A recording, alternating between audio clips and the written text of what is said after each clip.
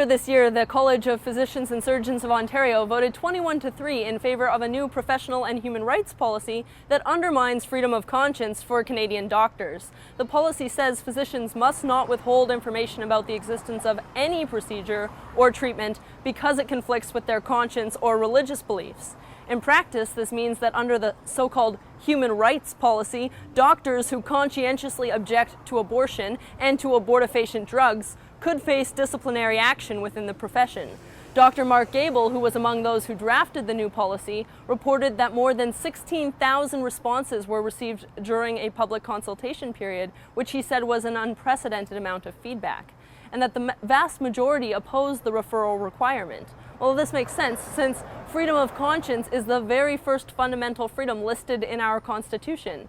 But the new Ontario policy says the right to freedom of conscience and religion can be limited as necessary to protect public safety, order, health, morals, or the fundamental rights and freedoms of others. Again, let's consider what this means in practice. There's no law against abortion in Canada. 100,000 abortions happen annually and are funded by taxpayers. And just last week, Health Canada approved an abortifacient drug, which MP David Anderson describes as a dangerous combination of drugs that destroys a woman's tissues in the womb in order to kill her preborn child.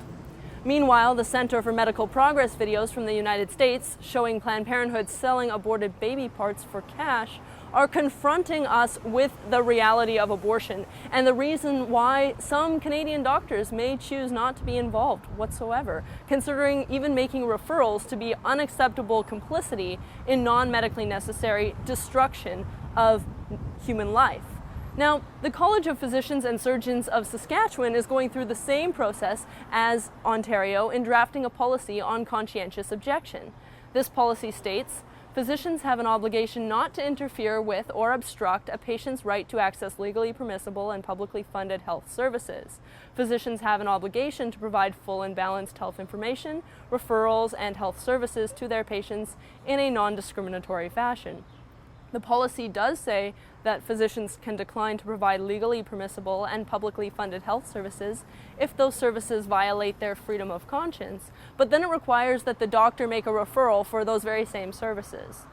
Freedom of conscience is being subtly and slowly eroded in Canada. Of course, it's always happening under the euphemistic guise of human rights codes.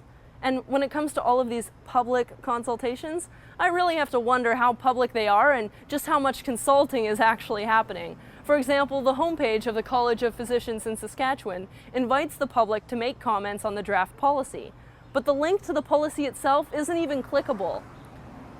I gave them a call. Listen to what they had to say. The link is not clickable to the policy, okay. so I was able to write it down and then put it into the URL, but it's not very accessible. So Okay. if people want to view it, it would be good to make it clickable. Right. Okay. And the person that deals with that is just away till Monday.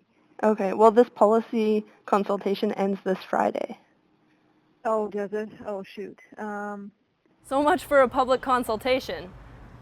If you want to make your voice heard on this issue, check out freedomofconscience.ca and sign the petition, calling on all of the Canadian Colleges of Physicians and Surgeons of Ontario to respect the diversity of medical judgment and not coerce doctors to perform or refer for procedures to which they conscientiously object.